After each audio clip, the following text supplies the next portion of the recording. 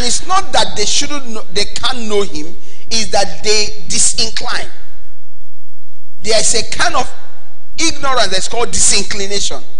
Now, over the years, church has grown in number, but church has not grown in discipleship. Church has not grown in the knowledge of Jesus. So many a times, there are people who are there older than us in age and bigger than us in congregation, bigger than us in finances, and they have decided to judge growth by number, by money, by age, by how long. No, that is not how you judge church growth. You judge by knowledge of the Son. Are you here with me? The knowledge of the Son in you is called growth. This is how Paul put it. He said Jesus, when he rose, he gave gifts to men. And in the gift he gave to men, he said there are about 5 of them.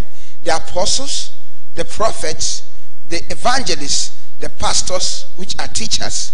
He said, and their assignment is to equip the church, to thoroughly equip the church, so that the church will become matured people who will do the work of ministry, or the church will become people that do the work of ministry and edify the body of Christ.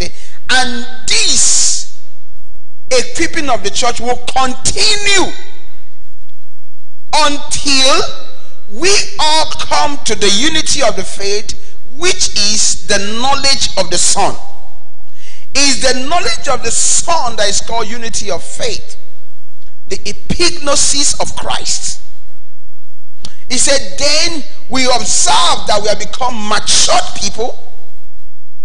Not only are we matured, we can be measured. Our maturity can be measured in reference to who Christ is in us. He said, to a mature man, to the measure of the stature of the fullness of Christ. So the teaching reveals Jesus in us, and in maturity we are measured in reference to the fullness of Christ in us. So over the years, the church has neglected the most important thing. So Christ is not known. Where we are reading in Colossians, let's just continue.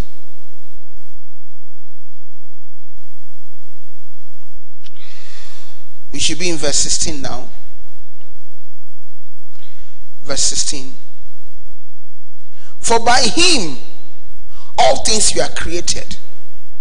By him that are in heaven and that are on earth, visible and invisible, whether thrones or dominions or principalities or powers, all things were created through him and for him. This is something that the child of God must know very, very well. If Jesus will interpret all things, then you must know that he is the creator of all things.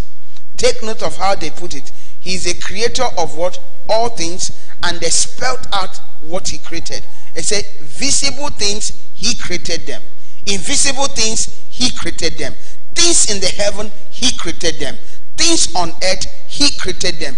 The ranks of angels, thrones, dominions, principalities, powers, he created them, and he created them for himself. Praise the Lord. The church must know that. If you're going to get, a proper explanation of all things, you must know that. I was interviewing a young lady, and I said, this kind of songs you want to make now, who is your audience? He said she wants a global audience. She read English, she don't know the meaning of